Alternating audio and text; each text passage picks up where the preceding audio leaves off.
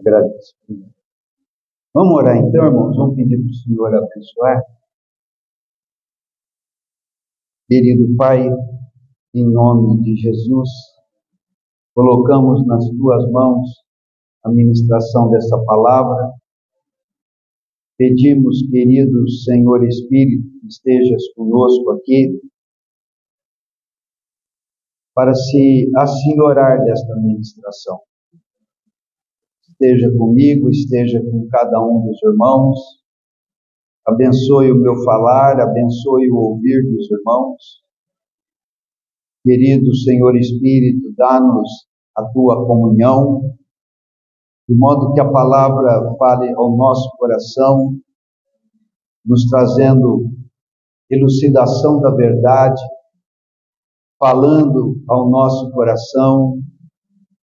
Fale conosco, Senhor, para nos corrigir, para nos aperfeiçoar na fé, para nos trazer as Tuas consolações. Fala conosco, nós te pedimos, ó Pai, em nome de Jesus. Amém. Amém. Aleluia.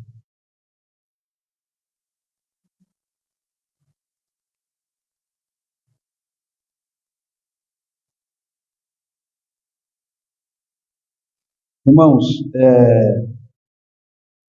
eu quero começar a falar um assunto. Na verdade, eu já comecei da vez passada, mas estou começando, vamos dizer, oficialmente hoje. Assim, da vez passada eu dei um início no meio da mensagem e o Senhor me tocou para eu falar com clareza, mais clareza isso. Então eu estou buscando o Senhor nisso que eu vou comentar. Eu quero falar com os irmãos sobre a questão da internalização do Espírito, ou a interiorização do Espírito. Deve ser a mesma coisa. Não é? Então, tanto para a gente entender melhor esse assunto, como também para desfazer alguns conceitos errados que a gente aprendeu no passado. Certamente aprendemos com a boa intenção de sermos ajudados, mas conforme a gente prossegue na palavra, prossegue estudando a palavra e tendo experiências com Deus e com a palavra, então algumas coisas ao longo do tempo precisam ser corrigidas. Então, precisamos que o Senhor nos ajude nisso. Então, no passado, nós tínhamos um conceito que era baseado num desenho, num diagrama, que era o ser humano, uma figura do ser humano, com 3 círculos concêntricos, 3 círculos, e que chamávamos a estrutura do homem: corpo, alma e espírito. Quanto a isso, está tudo certo. Sejam o vosso corpo, alma e espírito conservados íntegros e irrepreensíveis na vinda do Senhor. Aí nesse diagrama, e nós usávamos isso tanto no nosso entendimento de muitos assuntos na palavra, como também nas nossas evangelizações, nós dizíamos que o Senhor, quando recebido por nós, Ele entra no nosso espírito humano. Então essa é a questão. Então nós precisamos estar claros sobre esses conceitos todos. Será que você, depois que começou a andar com Jesus, recebeu para dentro do seu ser interior, do seu corpo até, daí dizer-se que nós somos templos do Espírito Santo, o que precisa ser bem entendido também, ou na minha estrutura interior, corpo, alma e espírito, mais exatamente o meu espírito humano, será que o Espírito Santo, como o seu ser divino, como pessoa divina, habita o meu espírito humano? Essa é a questão. Foi isso que eu quis dizer. Não é? A questão do habitar é um outro assunto que nós vamos entrar nele também.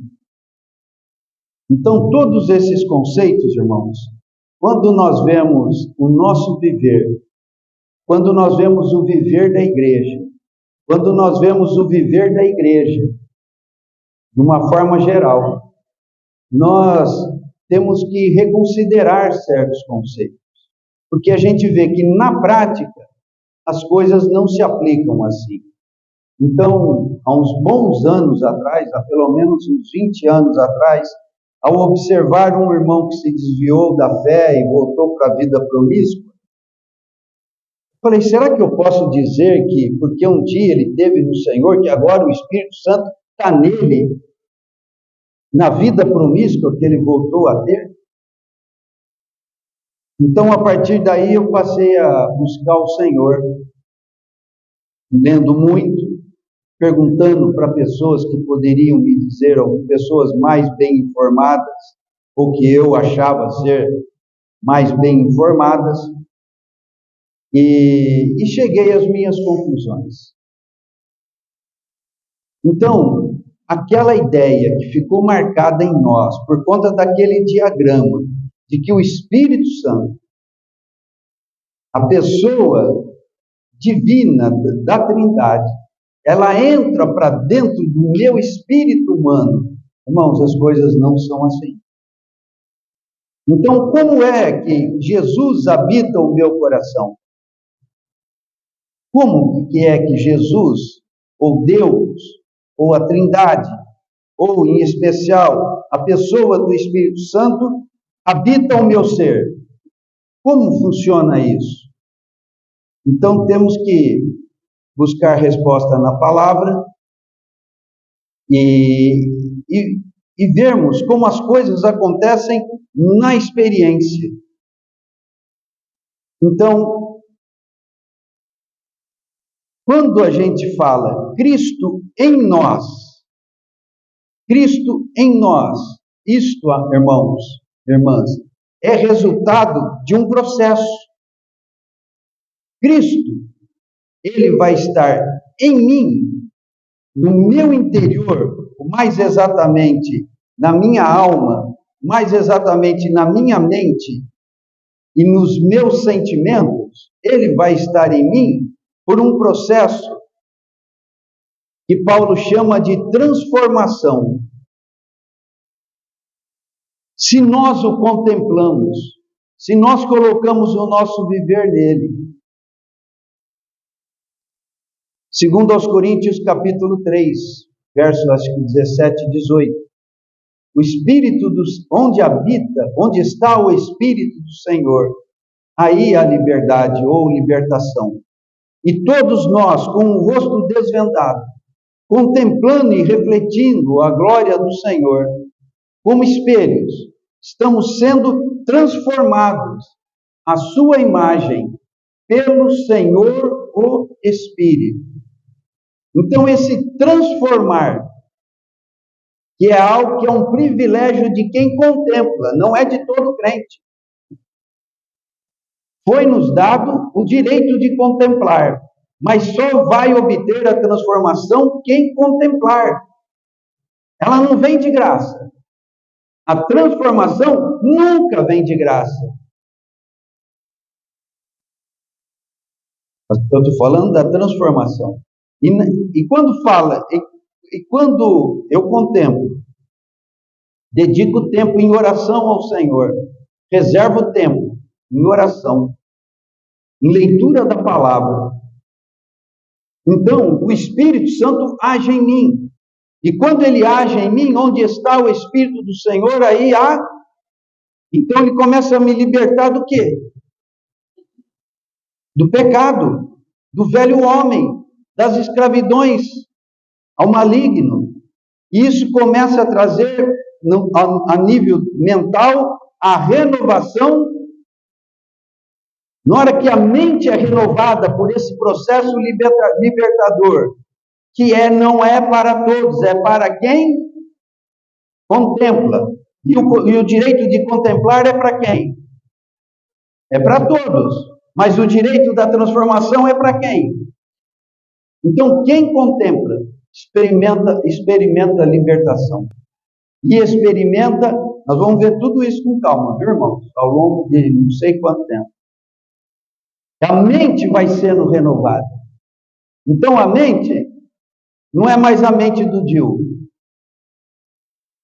O Dio começa a pensar como Cristo. O Dio começa a parecer com Cristo. Que esse é o objetivo do Senhor. Nos conformar ao seu Filho. Então, há mais de um Dio. Um que tem que morrer, que nasceu torto, e outro que passa a se conformar a Cristo. Um que vai desaparecendo e outro que vai surgindo. Quando a gente fala em renovação da mente, nós estamos incluindo aí também renovação dos sentimentos.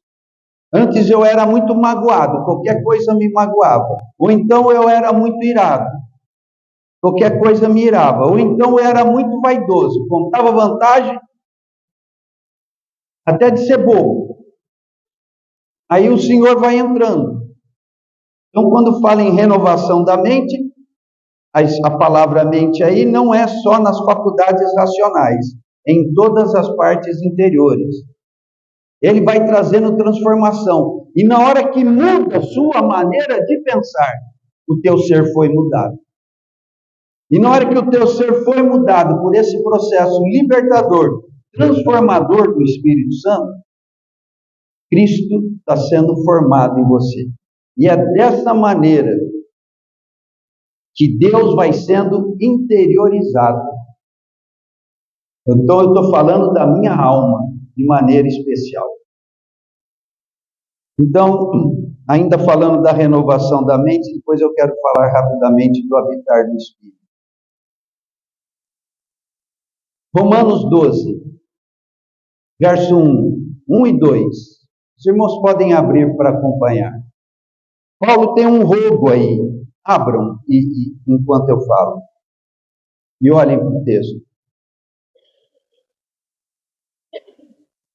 Rogo-vos, pois, irmãos. É um rogo.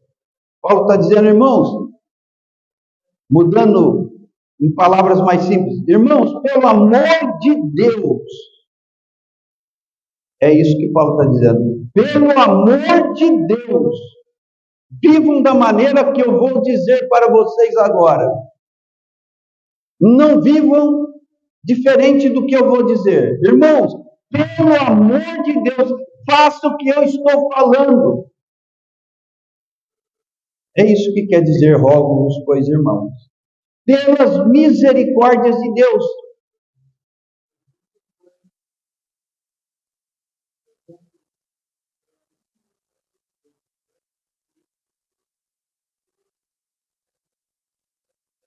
Amém. Aonde está peço, é onde entra o rogo. Então ele está pedindo por conta do quê? Por conta da misericórdia de Deus que nos foi dada. Não podemos desperdiçar a misericórdia de Deus. Não podemos desperdiçar a graça de Deus. Irmãos, o maior bem que nós temos na vida, o maior bem que nós temos é a misericórdia de Deus. Misericórdia de Deus fala primeiramente do quê? De perdão. Deus é perdoador. E o maior bem que nós temos na vida, bem dado por Deus, é o fato de Ele ser perdoador.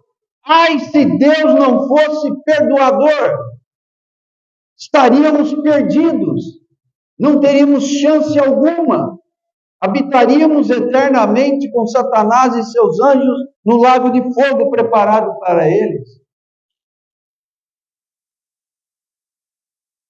Além, é claro, de termos essa vida aqui, no mais completo tormento, sem esperança alguma.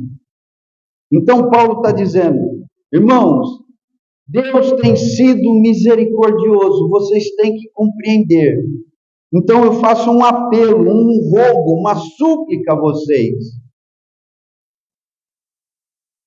Apresentem os vossos corpos como um sacrifício vivo, santo e agradável a Deus, que é o vosso culto racional. Então, se Deus tem sido misericordioso, Paulo está dizendo, entreguem-se a Ele. Não tenham reservas de nada. Você nunca vai estar perdendo algo que você entregue a Deus. Quando Jesus falou para o jovem rico, há uma coisa que te falta. Você tem ido bem, menino, mas te falta uma coisa e você será perfeito. Eu não estou lembrado exatamente a palavra. E você vai ser algo mais ou menos assim. Pega os teus bens, vende tudo que tens e dê aos pobres e segue-me. E segue-me. Pedro, João, Tiago, André eram o quê? O que eles fizeram com os barcos e com o trabalho deles? Não era tanto quanto o jovem rico, mas era o que eles tinham. E o Mateus, então? Coletor. Que empregaço. Olha, eu vou dizer assim, chutando por baixo.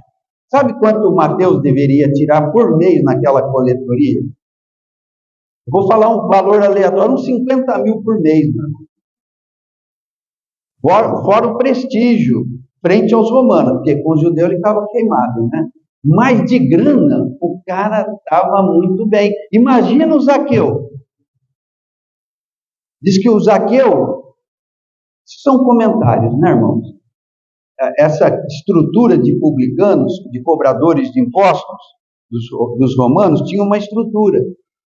E o Zaqueu era alguém que ocupava um cargo de dono de uma região. E o Mateus era o coletor de um posto de recolhimento de impostos. Então, o Zaqueu era como se o chefe do Mateus. O Zaqueu. Então, Mateus era rico. E o Zaqueu era podre de rico. Não é? Então, Mateus pegou o que teve e deu ao Senhor. Aquele jovem rico não quis fazer isso. Achou que não era coisa a se perder o que ele tinha.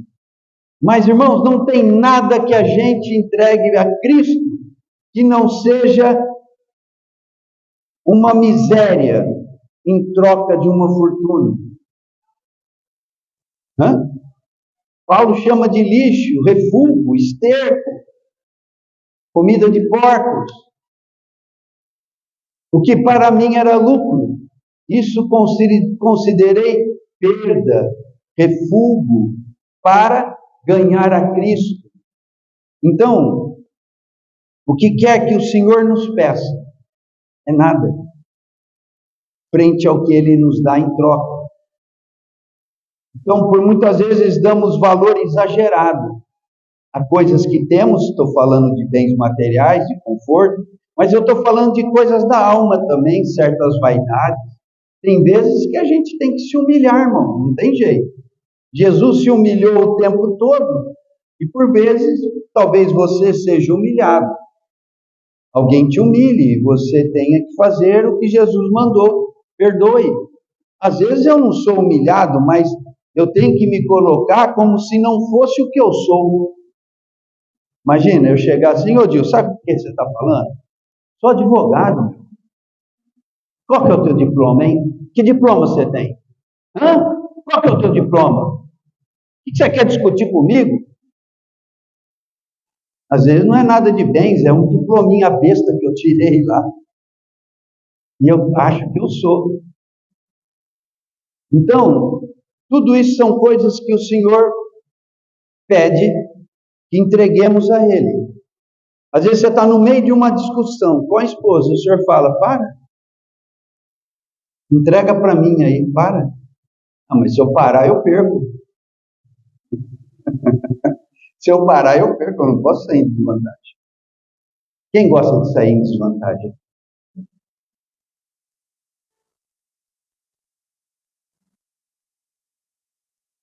E o Senhor vai dizer algo mais ou menos assim, ó.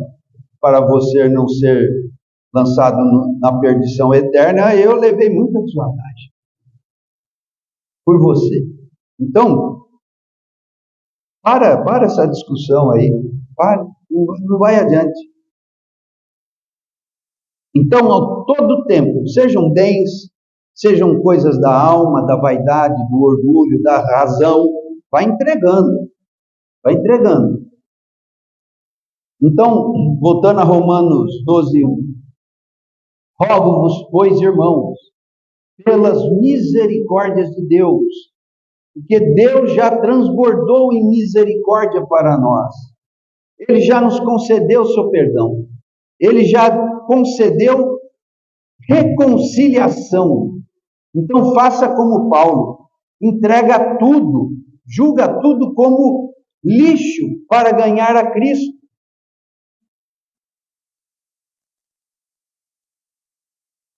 Rogo-vos, pois, irmãos, pelas misericórdias de Deus, que apresenteis os vossos corpos como sacrifício vivo, santo e agradável a Deus. Que esse é o mais perfeito serviço que vocês podem oferecer a Deus, que é o sentido de culto racional. Você quer fazer algo para Deus? Você quer ser útil para Deus? Tudo começa com: ofereça o seu corpo como um sacrifício vivo, santo e agradável. Por que oferecer o corpo? Porque com o corpo vai tudo, irmão. Vai as coisas da alma também. Então, os irmãos, para virem aqui, bastava... Hoje tem os recursos virtuais, né? Por isso que nós paramos com a transmissão ao vivo, né? Porque os irmãos aí não apresentam o corpo na reunião. Fica em casa fazendo de conta que está assistindo a reunião. Outro dia eu vi um líder de uma grande igreja aí, dizendo: por isso que eu não transmito mais nada ao vivo, porque aí depois não vem para o culto. Olha, o povo é folgado, né? Já acabou o Covid, gente. Acabou o Covid, acabou a transmissão também. Ao vivo, acabou. Senão, eu olho aqui e não vejo ninguém. E está todo mundo dizendo que está vendo em casa. Ó. Então, se apresenta. Se Deus já revelou misericórdia no sacrifício de seu filho, faça o mesmo. O que o filho fez por mim e por você? Se colocou no altar, não é? E se apresentou como um sacrifício vivo. O que eu posso fazer por Jesus, que por mim foi um sacrifício vivo? É ser também um sacrifício vivo. Ah, mas ele é perfeito. O senhor fala, mas eu estou comprando porcaria também. Pode ser você mesmo. Se coloca no altar, não fica se achando. Vem, deixa queimar aí.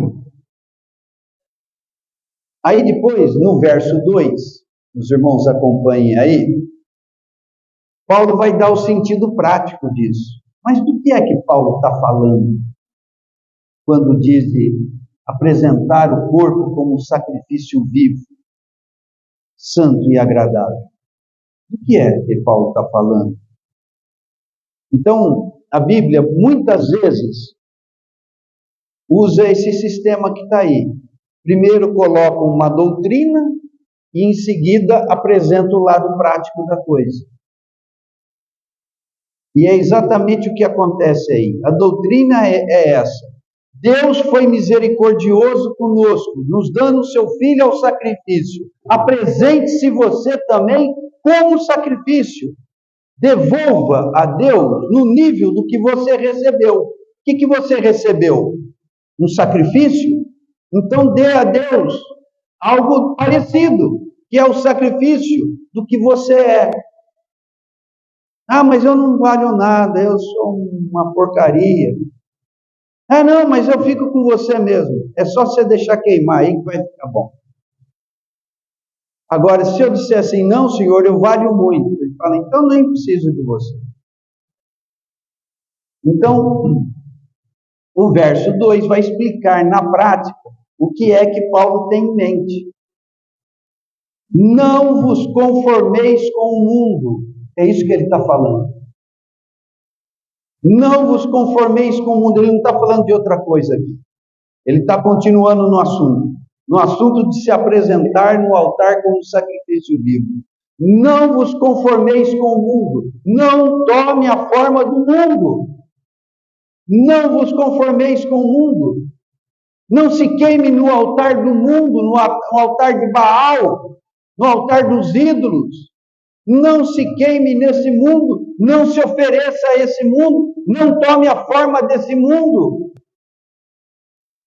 Não vos conformeis com esse mundo, mas sede transformados. Transformados. Veja o jogo de palavra que Paulo faz aí com a palavra forma. Não vos conforme com o mundo, mas seja transformado. Conformado. Conformado não entre na forma do mundo. Antes, você que já tem uma aparência mundana, seja transformado, mude de forma. Entre na forma de Cristo. Romanos 8, 29. Fomos predestinados para sermos... 8, 29, irmãos. Pelo amor de Deus, não decoraram ainda? Ah, tá bom. Obrigado, Zé. Salvou a turma. Hã? Então, não entendi, André. Então, recita para nós aí. Amém. Amém. Você se converte a Cristo, se conforma a Cristo, não se conforma com o mundo.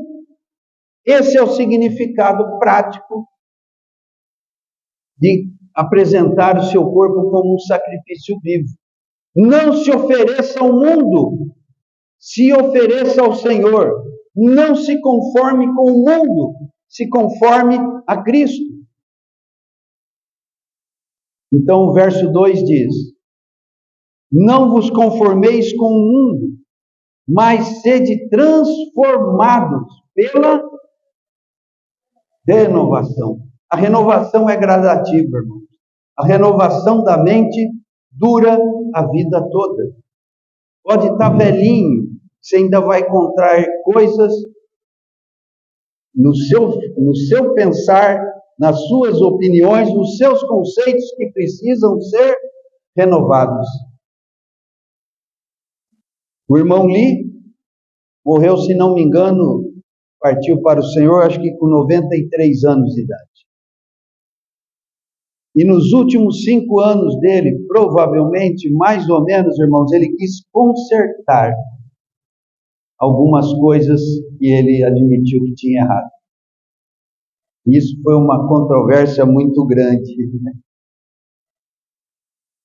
Só que não deu mais tempo. Mas ele admitiu. Tinha tratado mal os irmãos das denominações, que tinha sido radical demais em certos assuntos, que não precisava ter sido. Então ele precisaria de mais 10 anos de vida para consertar essas coisas. Mas eu penso que ele deve ter ido em paz com o Senhor, porque se ele quis de fato mudar, o Senhor leva isso em conta.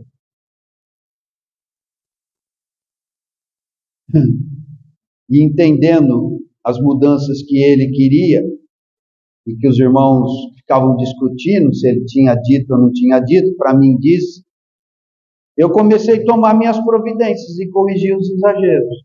E comecei a procurar os irmãos e me dar bem com os irmãos, todos. Espero que nisso eu tenha sido um bom exemplo para os irmãos, que desprezavam os irmãos denominacionais, certo? Né? Achávamos-nos literalmente a bolachinha mais recheada do pacote. Ninguém era como nós. Que engano, que desvio. Meu Deus do céu, olha hoje o que virou. Né? Então, você vê, então uma pessoa idosa como no caso que eu citei do irmão Lee, ele ainda querendo acertar, acredito que ele quis acertar a vida toda, ainda está na velhice dizendo, gente, preciso desentortar algumas coisas, preciso consertar algumas coisas, preciso renovar a minha mente em alguns assuntos. Então, sede transformados. Quando a gente fala em transformação, irmãos, nós estamos falando no objetivo máximo de Deus em nós. E essa transformação vai chegar a tal ponto que nós seremos como o Senhor é. Onde é que está isso? Não. 1 de João 3, 1 e 2. E haveremos de ser como Ele é, porque o veremos como Ele é. É claro que não seremos deuses, né, irmão? Irmãos estão claros, nós seremos como Ele é na questão do caráter, na questão do ser interior. Então, o Senhor nos criou para a sua glória. Então, fazendo um breve resumo de tudo que eu disse até agora. Nós interiorizamos a Cristo por uma obra do Espírito Santo. O Espírito Santo está no nosso viver para fazer essa obra de interiorizarmos Cristo. E como é que Cristo é interiorizado? Não é uma questão dele, como ser divino, vir habitar no meu espírito humano. Não é. Como é que Cristo habita em mim? É pela obra transformadora do Espírito Santo. De modo que a sua mente vai sendo renovada, o pecado vai saindo e Cristo vai entrando. O engano vai saindo e a verdade vai entrando. As trevas vai saindo e a luz vai entrando. A escravidão ao pecado vai saindo e o serviço a Cristo vai entrando. É um processo de transformação. Quando alguém está transformado, você pode dizer, Cristo está em mim. Paulo dizia isso. Por quê? Porque o viver dele era um viver de imitar Cristo. E imitar Cristo não é uma questão de mímica, ficar reproduzindo gestos, não. Imitar Cristo é o resultado do trabalho transformador do Espírito Santo. Então, em todas as coisas do seu caráter, ele era corrigido pelo Espírito, ele dava lugar ao Espírito, e o Espírito operava nele para transformá-lo, e ele ia assumindo interiormente. Interiormente, Paulo ia assumindo o caráter de Cristo. De modo que quem visse ele, podia imitá-lo. Porque pela obra transformadora, ele parecia-se com Cristo.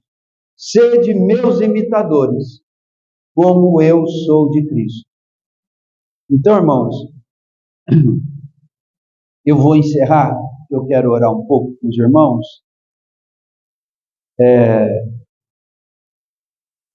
Paulo trabalhou muito bem esses conceitos.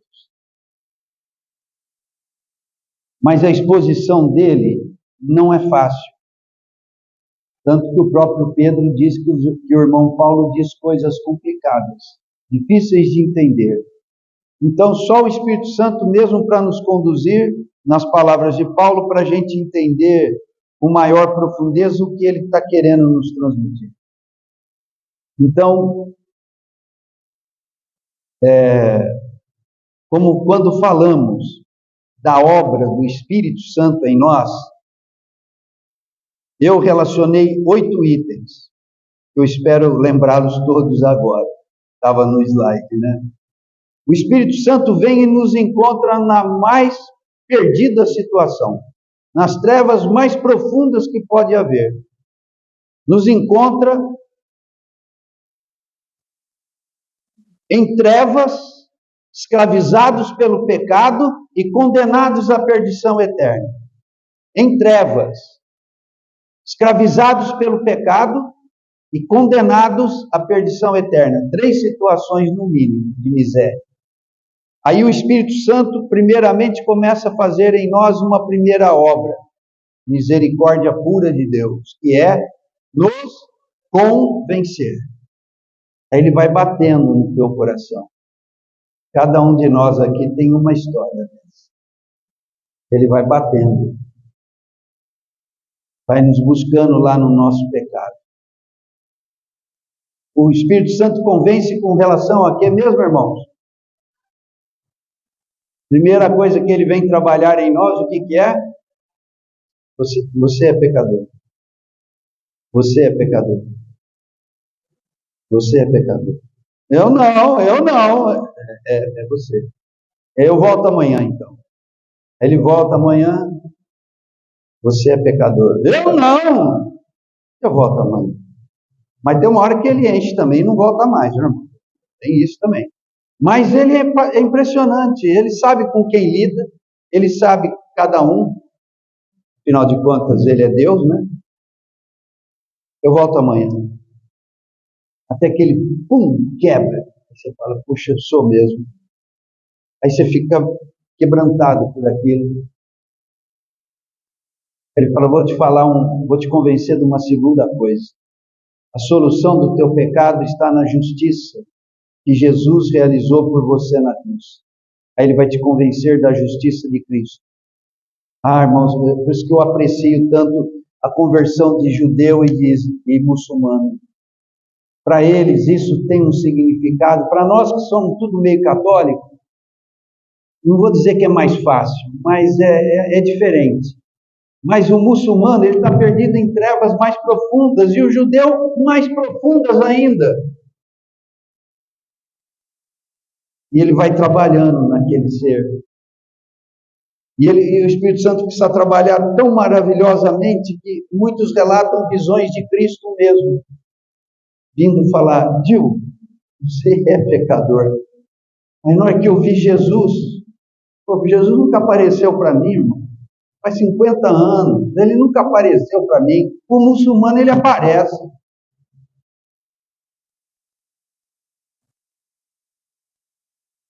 O judeu, puxa, cada testemunho, faz tempo que eu não paro para ouvir, mas entra no YouTube, conversão de muçulmano. Duvido que você não chora. Coloca lá, conversão de judeu. Duvido que você não chore. Se você não chorar, precisa se converter. A justiça que há em Cristo. Na hora que ele se vê pecador, ele se vê perdido tão profundamente que ele cai em desespero. Aí imediatamente o Espírito reage, falando: o sangue de Cristo apagou os seus pecados. Aí eles ficam enlouquecidos.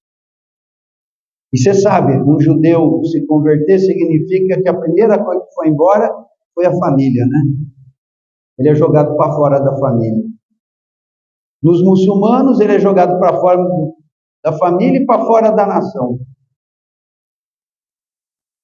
Mas eles estão enlouquecidos, porque foram convencidos. Então essa é a primeira obra. A segunda obra do Espírito Santo, para aquele que cedeu à conversão, ao convencimento, melhor dizendo, é o selar do Espírito. Paulo fala, nós fomos selados. Um selo, um carinho. Então, já que você cedeu ao convencimento, você é de Cristo. Bota um selo em você. Esse não vai mais para a perdição eterna. Esse está livre. Que glorioso que é isso. Selo do Espírito. Selo do Espírito. Aquele rapaz sem vergonha de 1 Coríntios. Sem vergonha. Amante da madrasta. Paulo ficou indignado com aquilo. Ele falou, olha gente, só tem um jeito para fazer com o cabra da peste. Vamos orar para matar o cara. esse cara não presta para viver, muito menos para estar no meio da igreja. É impressionante, mas isso está na Bíblia. Então vamos orar aqui para reunir o meu espírito de vocês e vamos entregá-lo ao diabo, para que o diabo o mate, mas o espírito seja salvo no dia do Senhor. Por que o espírito foi salvo de um cabra da peste desse? Que estava selado. Selado. Ele vai ter que pagar uma conta alta. Mas o lago de fogo eternamente não vai. Os armenianos que acham que perdem a salvação, volta e meia os provocam com esse versículo. Mas como é que pode ser, pastor Luiz? Mas não sou eu que estou falando, meu irmão, é a Bíblia que está falando. Pergunto para ela. Ah, mas aí eu fico meio confuso. Não, confuso porque você está mais apegado à teologia do que ao que a Bíblia está dizendo. É assim que a gente perde amigos, viu, irmão?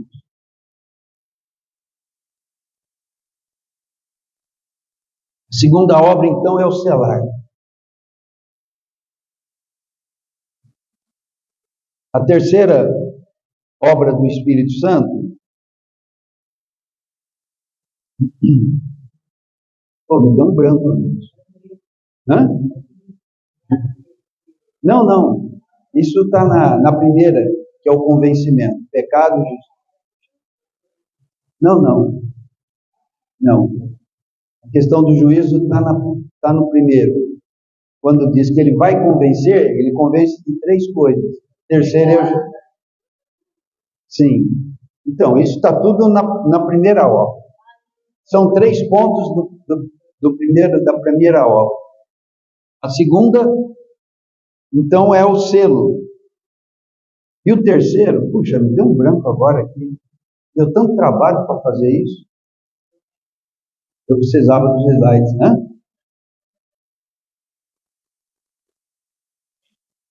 Não, a transformação vem um pouquinho mais. Precisa de um pouquinho. Mas deixa, a próxima vez eu continuo com os irmãos desse assunto. E por fim, irmãos, para encerrar, por fim, essa obra toda do Espírito Santo vai terminar na glorificação. Na glorificação. Abram, por favor, em Colossenses.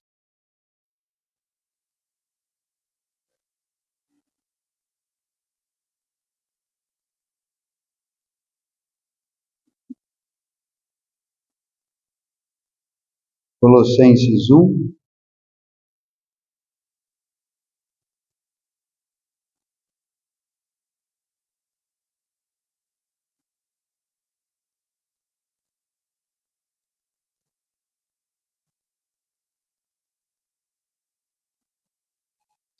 Querido Senhor,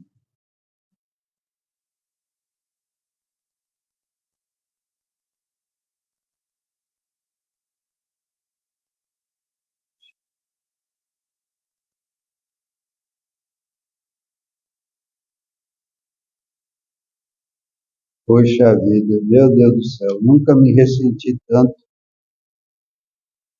da falta de humildade.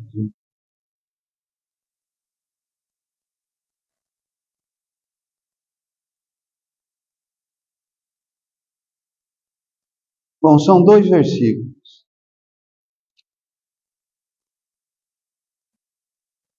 Eu achei que eu tinha memorizado, mas não deve ser.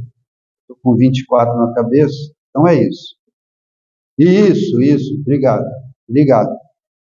Aos quais Deus quis dar a conhecer qual seja a riqueza da glória deste mistério entre os gentios, isto é, Cristo em vós, a esperança da glória. Nesse ponto da glorificação, a interiorização de Cristo em nós terá sido completada. Chegamos à maturidade, à estatura do varão perfeito. E agora, do capítulo 3, verso 4.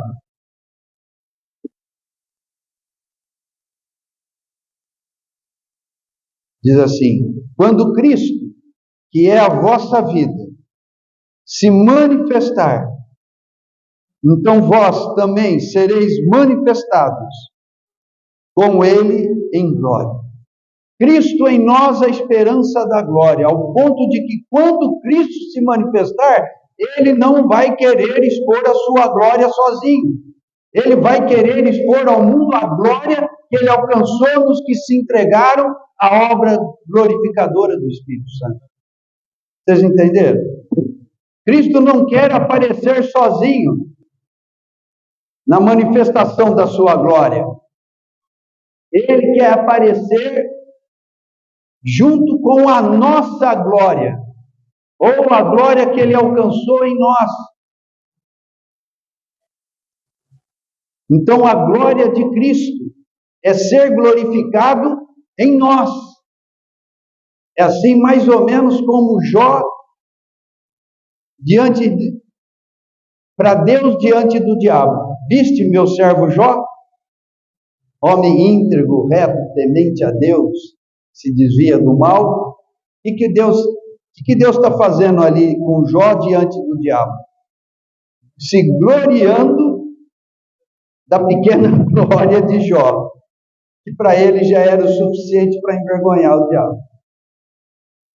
E quando Cristo se manifestar, os que tiverem sido assim glorificados, entregues seu viver, voltando a Romanos 12:1, tiver se apresentado como sacrifício vivo, santo, agradável, não se conformando com o mundo, mas se entregando à obra transformadora pela renovação da mente, o Senhor vai fazer questão de aparecer com esses. Eu não vou falar conosco, ou posso falar conosco, irmão? Você vai com esses ou conosco, hein? O que eu falo aqui agora, hein? Hã? O que eu falo agora, irmãos? Hã? É conosco, Diogo? Então, pela fé. Então, eu vou seguir o Diogo aqui. O Senhor vai aparecer conosco, em glória, dizendo: olha aí, diabo!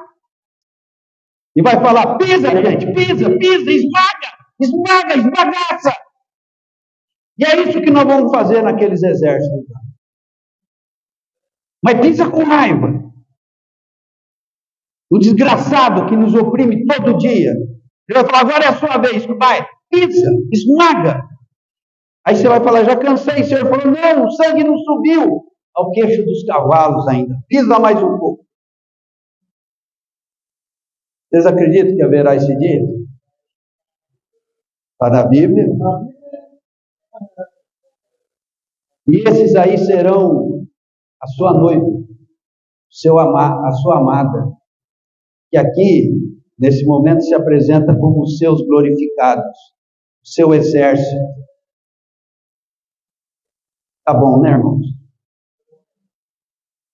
Então é assim que Cristo é formado em nós, interiorizado em nós.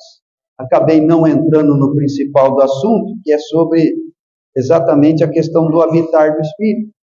Ele habita sobre. Sempre que a Bíblia fala do estar do Espírito em nós, ele está sobre. Se nós nos conduzimos em santidade, ele permanece. Se eu não me conduzo em santidade, ele se afasta e eu vou para o meu pecado. Ah, mas aí eu perco o selo? Não, você não perde o selo.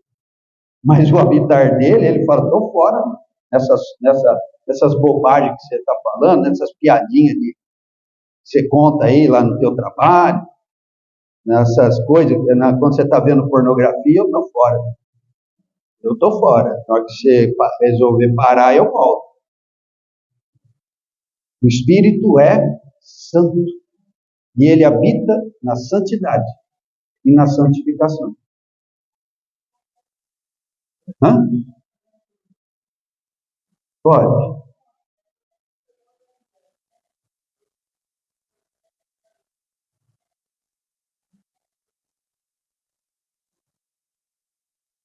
Isso não é correto, Dinho. Não. Dentro da ideia antiga, não é correto. Você pode dizer assim para não complicar, porque você está evangelizando, né?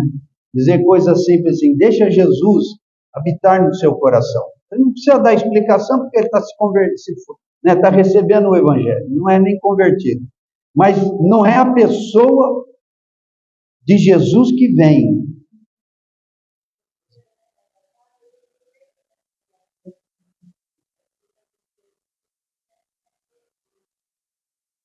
Mas a gente não precisa complicar, viu, Dinho? Eu estou falando isso no âmbito da igreja, para a gente entender o processo, como a Bíblia nos explica. Mas no evangelizar, não tem problema nenhum dizer, olha, deixa Jesus entrar no seu coração. Se você quiser ser mais correto, você fala, deixa Jesus entrar no seu viver. Isso é perfeito. Deixa Jesus entrar no seu viver. Não é? Entrar no coração é uma questão da verdade ser trabalhada nele, do jeito que eu falei aqui.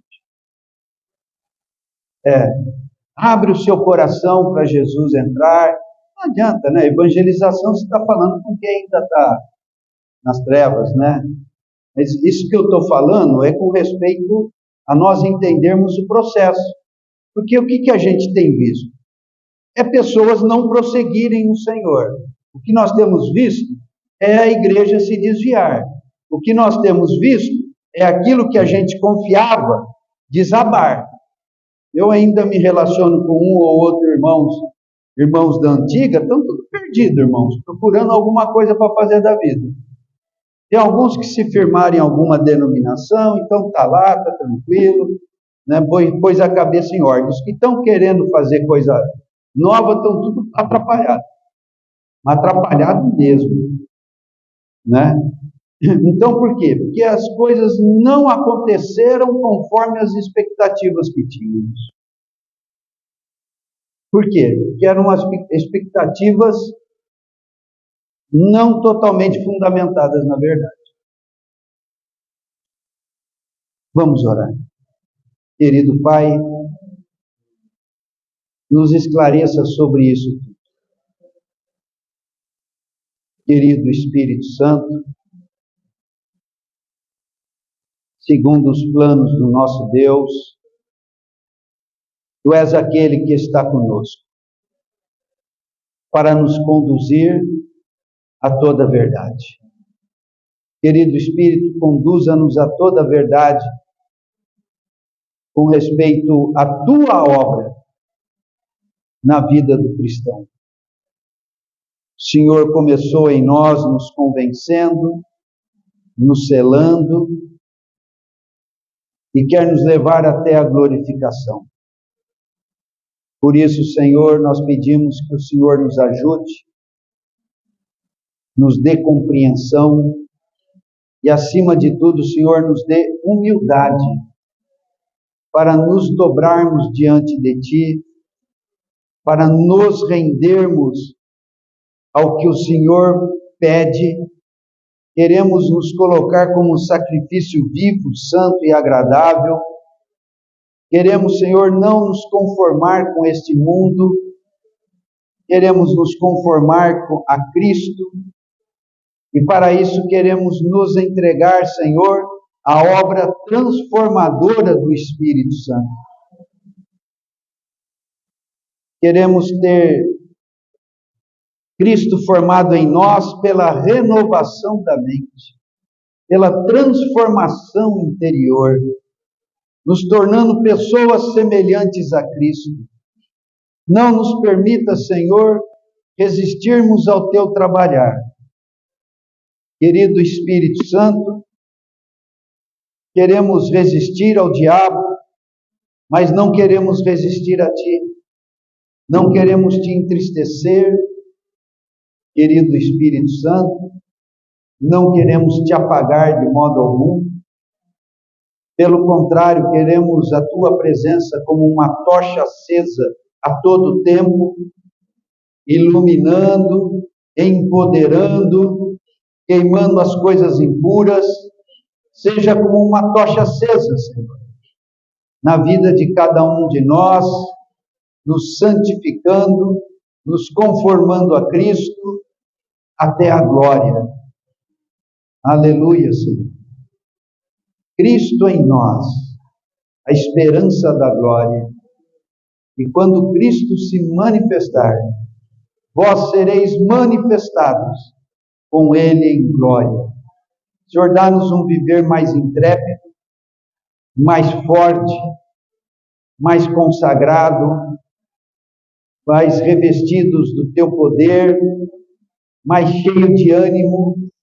Queremos encontrar alegria na santificação, queremos encontrar alegria nas coisas santas, alegria na leitura da palavra, alegria na oração, alegria no estar com os irmãos, alegria no pregar o Evangelho, alegria, Senhor, no fugir do pecado. Queremos encontrar alegria até mesmo em negarmos a nós mesmos, em não darmos porta alguma para os demônios. Fortalece-nos, Senhor. Fortalece-nos no ânimo, na disposição. Leva-nos até o fim, Senhor. Queremos vencer. Queremos vencer e sermos apresentados juntamente contigo em glória, Senhor. Queremos dia a dia, Senhor, renovar o nosso amor por Ti, como a noiva que se atavia e se embeleza para o dia das bodas. Queremos estar amando e esperando o dia do Teu retorno. Queremos ser, Senhor, como aquelas virgens cheias de óleo na vasilha. Queremos, Senhor, entrar contigo para as bodas e de modo algum ficarmos para fora. Queremos, Senhor, sermos encontrados como aquele servo fiel e prudente, que cuida dos irmãos e que não perturbam os irmãos, e nem como aqueles que não se entregam à embriaguez desse mundo, mas se entregam à santificação a favor dos santos.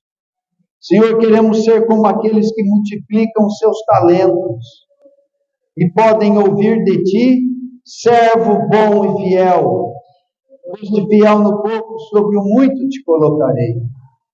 Querido Senhor, vá nos dando a compreensão do Teu mover em nós. Ajuda-nos a cultivarmos o Teu habitar em nós. Não nos permita, Senhor, de modo algum, apagarmos a Tua presença em nós. Querido Espírito Santo, Tu és tão amável, tão bondoso, tão carinhoso conosco, e nós não queremos Te entristecer. Pelo contrário, queremos clamar a Ti na nossa fraqueza, em especial nas nossas tentações. Queremos clamar a Ti por misericórdia, certo de que a obtemos, que o Senhor é misericordioso, e porque a Sua misericórdia dura para sempre, porque a Sua misericórdia é a causa de não sermos consumidos, porque a Sua misericórdia se renova a cada manhã, porque a Sua misericórdia dista como o Oriente do Ocidente. Como o céu está acima da terra, assim é o tamanho da Tua misericórdia para conosco. Completa a Tua obra em nós. Vá nos dando clareza. Vai formando Cristo em nós. Nós te pedimos, ó Pai, em nome de Jesus. Amém.